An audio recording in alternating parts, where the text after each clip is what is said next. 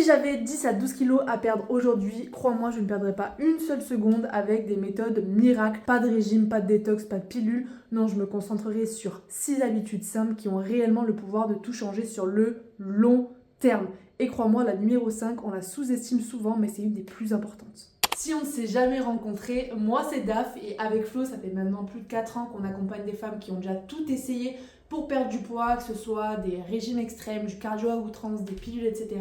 et qui ont toujours abandonné ou sont rentrées dans un cercle vicieux, dans ce fameux effet yo-yo. Et on les aide tout simplement à mettre en place des habitudes pour le long terme, pour une perte de poids définitive. Alors si tu cherches une méthode miracle ou rapide, cette vidéo n'est pas pour toi. Mais si tu veux enfin comprendre sur quoi te concentrer pour perdre du poids définitivement, sans te priver et sans passer ta vie au régime, je vais te partager les 6 habitudes sur lesquelles je me concentrerai aujourd'hui. Si tu devais changer une seule chose, ce serait celle-là, avoir un petit déjeuner protéiné. Dédicace au pyjama. Pourquoi avoir une bonne source de protéines au petit-déj? Et quand on dit une bonne source, c'est quand même une quantité qui est intéressante. Après, c'est quelque chose toujours à individualiser. Mais voilà, là, nous, on a un bon bol, moi, de fromage blanc, Daph, elle a des œufs. Donc, prenez-vous une bonne source de... Et du fromage blanc. Donc, prenez-vous une bonne source de protéines que vous aimez bien au petit-déj. Pourquoi? Parce qu'en ça va limiter les fringales pendant toute la matinée. Ça va apporter vachement de satiété, les protéines. Donc, hyper intéressant pour ça. Également, ça va permettre le maintien, voire le développement de votre masse musculaire. Hyper intéressant pour la perte de poids, pour augmenter son métabolisme. Aussi, tout simplement pour un aspect tonique. Ça va aussi stabiliser votre glycémie. Ça va vous permettre de ne pas avoir trop de sucre d'un coup dans le sang. Et donc du coup, si on a trop de sucre d'un coup dans le sang, le corps, il n'aime pas trop ça. Donc qu'est-ce qu'il fait? Il va chercher avec l'insuline à diminuer ce taux de sucre. Et donc, vous allez avoir un coup de mou dans la matinée. Et donc, vous allez avoir tout simplement de nouveau une fringale. Donc, les protéines au petit déjeuner, super cool. C'est vraiment ce qu'il faut pour poser les bases pour la journée, avoir une super bonne énergie, pas de craquage, etc. Il y a beaucoup de femmes aussi qui craquent dans l'après-midi, le soir, au niveau du goûter des enfants ou après manger, etc. Et très souvent, en fait, le problème, il se passe pas dans ce qui se passe dans la journée, mais dès le matin. Pourquoi? On a tendance à se dire, si je prends un petit déjeuner très léger ou si je saute le petit déjeuner, je vais gagner des calories pour ma journée. Ou même parfois ça va être j'ai pas le temps, je suis speed le matin, il y a les enfants, faut que j'aille au boulot, etc. Donc je prends pas le temps de manger. Ouais. Et qu'est-ce qui se passe? Qu'est-ce que ça donne? Fatigue, faim, grignotage et souvent craquage le soir. Donc on parle pas d'un petit déjeuner parfait, ok, pas besoin de passer 1000 ans en cuisine ou autre, mais juste un petit déjeuner protéiné. On a beaucoup trop l'habitude de nos petits déjeuners français où on a zéro protéine. Donc change ça, mets une bonne portion de protéines et tu vas voir que ça va changer beaucoup de choses. Et ça peut être salé, ça peut être sucré. Là, nous, en l'occurrence, ce matin, c'est sucré. Et pour celles qui sont pressées le matin, un bol de fromage blanc avec des fruits. J'ai mis un petit peu de cannelle aussi. Ça m'a pris 2 minutes à préparer. Daph, un petit bowl cake. T'as mis quoi dedans? Œufs, banane, fromage blanc, un peu de farine. Là, j'ai mis un peu de protéines en poudre parce que j'avais besoin d'un petit peu plus de protéines. Je mélange 3 minutes 30 au micro-ondes et c'est prêt. Et pareil, vous pouvez aussi préparer en avance en plus grosse quantité, stocker au frigo, au congélateur, juste avoir à sortir. On fait ça nous aussi avec les œufs durs qu'on cuit en grosse quantité. Au moins, on en a facilement le matin. Donc les glucides, c'est pas l'ennemi. Ce qui va plutôt poser problème, c'est en fait de pas en manger la quantité qui est adaptée à nos besoins pour rester en déficit calorique et perdre du poids. Les glucides, ça apporte principalement de l'énergie à ton corps. Alors oui, on en a besoin, mais on a tendance à en surmanger, à en manger beaucoup trop dans notre société. On a toujours des assiettes remplies de pâtes, etc. Et donc, quand on va chercher à être en déficit calorique, ça va être important de réguler un petit peu ces quantités pour avoir quelque chose d'adapté réellement et pouvoir être en déficit sans mettre de côté les lipides, les protéines, etc. qui, eux, vont avoir un rôle crucial pour ta santé, ton bien-être, ta santé hormonale, etc., etc. Moi, il y a une phrase que j'aime bien, c'est « il faut mériter ses glucides ». Typiquement, comme elle l'a dit Daph, c'est la principale source d'énergie. Donc, si on a des journées où on dépense beaucoup d'énergie, en fait, c'est ok d'avoir une quantité de glucides plus importante. Par contre, si on a une journée où on va être sédentaire ou alors c'est une journée un peu chill, où on bouge pas trop, etc. Là, à ce moment-là, ok, j'ai pas besoin de toute cette quantité d'énergie-là, vu que j'en ai dépensé très peu. Pour vous donner une idée de quelles sont les quantités, c'est souvent des questions qu'on nous pose. Déjà, la première chose, c'est que c'est quelque chose qui s'individualise énormément. Comme on l'a vu, ça s'individualise à ton mode de vie, tes journées, et ça s'individualise aussi au poids, à la taille de la personne, si c'est un homme, une femme, etc. Donc c'est quelque chose qui est très personnel. Maintenant, comme recommandation avec les années qu'on a de personnes de femmes qu'on a accompagnées, comme ordre de grandeur, on peut recommander de 30 à 40 grammes de féculents par repas pour être en déficit calorique et perdre du poids par rapport à une situation moyenne d'une personne qui a un rythme plutôt sédentaire. Et donc, voilà ce que ça représente. Environ, là, il y a 40 grammes de pâtes pesées crues. Là, vous voyez, c'est pas énorme, c'est pas énorme, mais c'est pas forcément les quantités qu'on a l'habitude de consommer. Et pourtant, 40 grammes fois 3 repas, ça représente déjà une quantité assez importante en glucides par rapport aux besoins de femmes qu'on peut accompagner. Donc, tu vois, si tu as l'habitude de prendre des grosses plates de pâtes un petit peu plus importantes, peut-être que c'est une quantité qui est à revoir. Pour autant, les supprimer, ça va clairement pas être la solution. C'est souvent quand on cherche à éliminer complètement quelque chose qu'on tombe dans un cycle où on va se priver, on va se frustrer, on va craquer. Donc ça, on évite. Je pense à Vanessa là, qu'on accompagne depuis très peu et qui m'a dit « Flo, j'ai coupé tous les glucides, etc. Plus de féculents. » Et au bout de quelques jours, elle me disait « Mais en fait, j'en peux plus, c'est trop dur. » Je lui dis « Mais attends, tranquille, il n'y a pas besoin de tout couper parce qu'en fait, c'est ce que dit Daph. Elle avait l'habitude d'en manger pas mal. Elle a tout coupé d'un coup et du coup, en fait, forcément, le corps, il n'a plus rien qui arrive.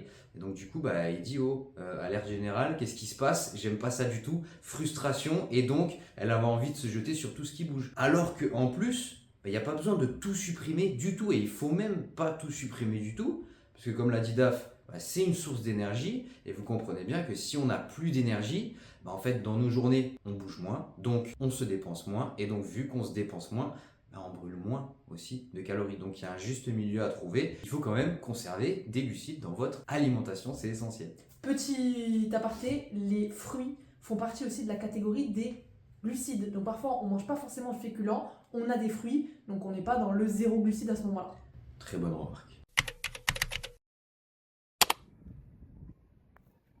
Quand on parle de perte de poids, on pense souvent qu'il faut toujours faire plus de sport, alors qu'en réalité, c'est pas là que tout se joue. Le vrai levier, au final, c'est ce que tu fais tous les jours. Une séance de sport, c'est important, mais c'est ponctuel. Ce qui fait vraiment, vraiment la différence, c'est le mouvement accumulé sur toute la journée. Marcher, se lever plus souvent, bouger entre deux tâches, prendre les escaliers, faire à manger. Bref, tout ça a un impact beaucoup plus grand qu'on ne le pense. Et au-delà, forcément, du fait qu'on brûle plus de calories, que ça va nous aider pour notre déficit, il y a aussi des choses dans le fait de bouger plus qui vont nous permettre de perdre du poids plus facilement. C'est déjà la réduction du stress, mais aussi la gestion et l'amélioration de la glycémie. Ça diminue les envies de sucre, parce que quand le stress il baisse, les compulsions elles vont baisser également. Alors t'as pas besoin de chercher à atteindre les 10 000 pas par jour si aujourd'hui tu as à peine 3 000 ou 4 000, mais par contre ce qui peut être super intéressant pour faire les choses de manière progressive et arriver à bouger plus, à marcher plus dans tes journées, c'est commencer par 1000 pas de plus par jour par rapport à où tu en es actuellement. 1000 pas, c'est environ 10 minutes, donc c'est facilement calable dans une journée, soit 10 minutes d'un coup, soit au final réparti sur ta journée. Et une fois que tu vois que tu augmentes ton nombre de pas, 2000 pas par jour, faire pareil sur une autre semaine et prendre le temps d'augmenter petit à petit en trouvant des astuces dans ton quotidien, passer des appels en marchant, prendre les escaliers au lieu de l'ascenseur, faire tes petits trajets à pied au lieu d'en voiture. Bref, trouver au final qu'est-ce qui te fait facilement bouger plus dans tes journées. Rappelle-toi que c'est des petits gestes mais que répéter chaque jour ils vont vraiment faire la différence. En perte de poids, c'est pas l'intensité qui compte le plus, c'est la régularité. Juste avant de continuer, je veux te dire un truc important. Si t'en as marre de tester des méthodes au hasard et que t'aimerais enfin un plan clair adapté à ton corps, ton rythme et au final ta vraie vie, on offre chaque mois quelques appels d'orientation pour les plus rapides d'entre vous. C'est simplement un temps d'échange pour faire le point sur ta situation, comprendre ce qui te bloque aujourd'hui et voir si un accompagnement personnalisé pourrait t'aider. Il n'y a aucun engagement, on discute, on analyse et on te dit honnêtement si on pense pouvoir t'aider ou non. On travaille avec un nombre limité de femmes, donc les créneaux sont volontairement restreints, tu verras, donc prends-le vite si ça t'intéresse. Si ça te parle, le lien il est juste en description de la vidéo, t'as juste à cliquer dessus et réserver ton créneau. Allez, on continue parce que l'habitude numéro 5, c'est probablement la plus importante de toutes. Ensuite, le renfort. Pourquoi le renfort? Le renforcement musculaire, c'est hyper intéressant dans le cadre d'une perte de gras, d'en faire une habitude. En un, c'est parce que ça va booster ton métabolisme. C'est-à-dire, ça va être très simple. On crée du muscle quand on fait du renforcement musculaire, si on le fait correctement, à la bonne intensité. Et le muscle, en fait, il va avoir besoin de calories pour fonctionner. Et donc, du coup, tu comprends bien que si tu as une quantité de muscle qui est plus importante, dans une même journée passée, tu vas consommer du coup plus de calories, donc avoir un métabolisme qui dépense plus de calories pour une même journée passée. Donc c'est pour ça que c'est cool d'avoir une masse musculaire qui est plus importante que ce qu'on pourrait avoir sans renforcement musculaire. Deuxième élément qui est super cool, c'est tout simplement que esthétiquement parlant, ça nous permet de pas paraître tout flasque. Vous connaissez peut-être quelqu'un dans votre entourage qui a perdu beaucoup de poids et qui a perdu du gras, mais qui a aussi perdu du muscle, et donc qui in fine se dit ah ouais c'est cool, j'ai perdu du poids, mais en fait je me trouve pas jolie, je me sens flasque. En fait c'est souvent dû à ça. Et le renforcement musculaire il permet tout simplement d'avoir un aspect qui est tonique, et donc visuellement souvent c'est quelque chose qui est plus recherché. Et le troisième point, c'est que ça favorise une perte de poids durable, qui dure dans le temps. Pourquoi ? Lorsqu'on fait une activité physique, course à pied, des choses comme ça, du cardio, etc., on va brûler des calories à l'instant T, pendant l'effort. Ok ? Lorsque je fais du renforcement musculaire, je vais brûler des calories à un instant T, un petit peu moins d'ailleurs que pendant le cardio, mais par contre, vu que je construis cette masse musculaire qui, comme on disait tout à l'heure, augmente mon métabolisme, en fait, sur le long terme, je vais avoir une dépense qui est plus importante, et donc du coup, c'est super cool parce que dans toutes mes journées, tant que je maintiens cette masse musculaire-là, voire que je la développe, je vais avoir besoin de plus de calories pour fonctionner.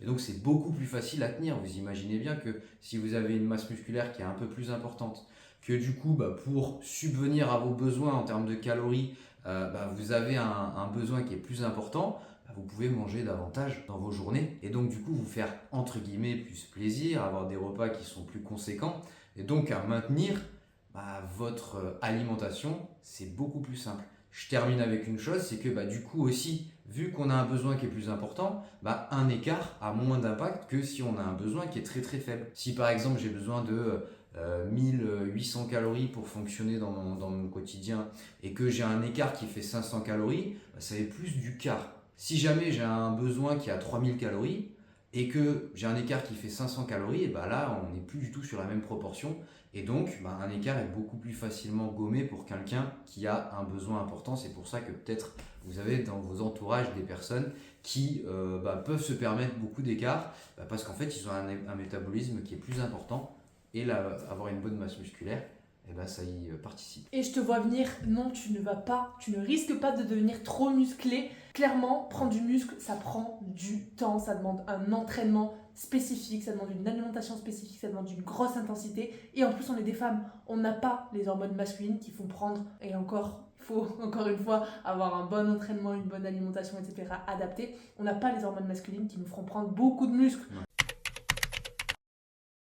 La perte de poids, malgré ce qu'on a tendance à penser, c'est clairement pas une question de motivation. Le problème, c'est très souvent un manque d'organisation. Et je suis certaine que si tu réfléchis un peu aux différents écarts au moment où tu vas pas t'entraîner, etc., à chaque fois tu te dis j'ai pas le temps, j'ai rien de prêt, je verrai bien sur le moment. Et quand on arrive chez soi, qu'il est 21h, qu'on n'a pas fait son sport, qu'on est fatigué, qu'on a ultra faim, crois-moi bien qu'on va toujours choisir l'option qui va être la plus simple pour manger plutôt que la meilleure option, celle qui va nous permettre en tout cas d'avancer vers notre objectif. Alors attention, quand je te parle de s'organiser, ça ne veut pas dire passer 4 heures de son temps le dimanche à cuisiner pour avoir des choses prêtes pour la semaine. Par contre, ça veut dire réduire le nombre de décisions que tu vas avoir à prendre dans la semaine. C'est vraiment ça qu'on va chercher avec une organisation, ça va être à te délester de la charge mentale, juste à avoir à marcher sur ce qui est déjà préparé, pas avoir à réfléchir et prendre des décisions toutes les 2 secondes. L'organisation minimum que tu dois avoir, qu'est-ce que c'est ? Premièrement, ça va être pas d'avoir tout ça, mais d'avoir bloqué tes moments sport dans ton agenda. Ici, moi, ils sont en bleu.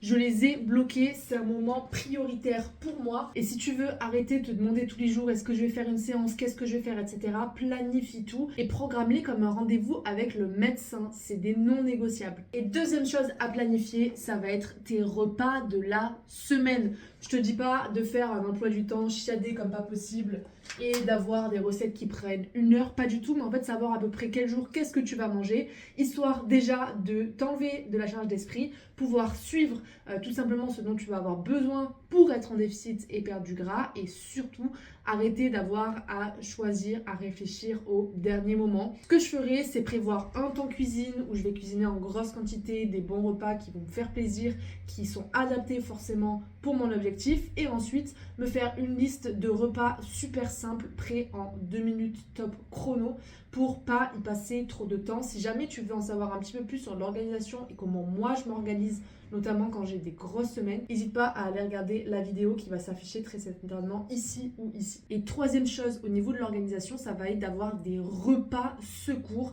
des choses dans le placard que tu vas pouvoir sortir sans avoir à cuisiner pour manger tout simplement en fonction de tes objectifs. Et ça se passe tout simplement dans ta liste de courses. Prévois toujours des choses que tu vas pouvoir garder vraiment en secours, que ce soit dans les placards comme des boîtes de thon, des conserves de haricots, de maquereaux, des soupes. Ça peut être aussi au congélo, des poêlés de légumes, des steaks. Bref, tout simplement des choses que tu vas pouvoir stocker, garder pour les moments de rush, avoir juste à sortir et pouvoir être dans tes objectifs. Rappelle-toi bien que au moins tu réfléchis, au moins tu décides, plus c'est facile à tenir. L'organisation, c'est clairement quelque chose qui va te permettre d'avoir des résultats, même quand tu es fatigué, stressé, débordé. Bref, une organisation minimum pour te faire avancer.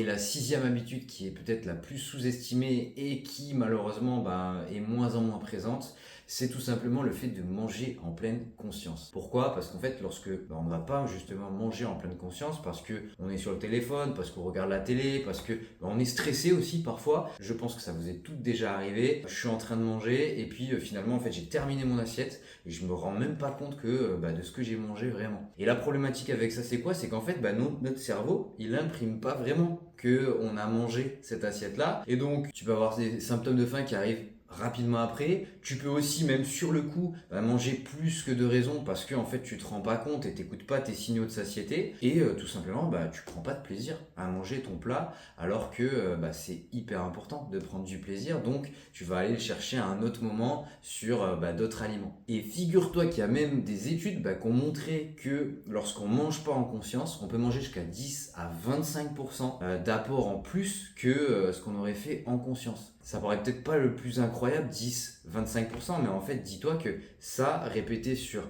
plusieurs repas, de manière quotidienne, plusieurs semaines, en fait, ça fait un truc énorme, sans même t'en rendre compte, sans même prendre de plaisir dedans. Et donc, en mangeant en conscience, c'est-à-dire sans distraction, peut-être une discussion avec un proche, mais où tu prends conscience de « Ok, j'ai une belle assiette devant moi, et je vais la savourer chaque bouchée ». Alors je dis pas de manger, de mâcher 15 fois, 20 fois comme on peut voir parfois sur les réseaux sociaux, mais tout simplement de voir que ok, je suis en train de me manger une fourchette, ok, quel goût ça a ce que je suis en train de prendre. Alors on mange pas la fourchette, on est d'accord, hein, on mange ce qu'il y a à l'intérieur, mais je ressens le plat, comment il a été cuisiné, et du coup ça va nous permettre justement de l'intérioriser, ça va nous permettre de passer un bon moment, ça va nous permettre de le conscientiser, d'écouter aussi ces signaux de satiété et du coup de faire en sorte d'avoir un rapport qui est super sain avec notre alimentation et de diminuer très fortement, tu vas voir, tout ce qui est craquage, envie de grignotage, frustration finalement qu'on génère parce que en fait on n'a pas profité pleinement de ce repas-là et voire même on a tout dégommé de grosses quantités sans s'en rendre compte. Et je peux conclure en disant que manger, phrase de DAF quand même, manger en pleine conscience, c'est manger en étant enfin là. Pour résumer, mes 6 habitudes essentielles pour perdre du poids durablement seraient un petit déj riche en protéines, adapter la quantité de glucides à mes besoins, bouger un petit peu plus chaque jour, faire du renforcement musculaire régulièrement, mieux t'organiser à l'avance et la 6e, manger en pleine conscience. Et bien sûr, je ne mettrai pas tout en place d'un coup, une après l'autre, le temps que ça commence à devenir une habitude, que ça demande moins d'efforts et que je puisse avancer. Et si tu veux continuer à avancer sur ta perte de poids durable et définitive, tu peux t'abonner bien évidemment. Ici, on parle de perte de poids, comme tu l'as vu, durable, pas de solution miracle. Et si tu veux qu'on t'aide à transformer ces habitudes en résultats qui sont concrets, t'as le lien en description. On dit à très vite la semaine prochaine, dimanche 18h. Ciao, ciao.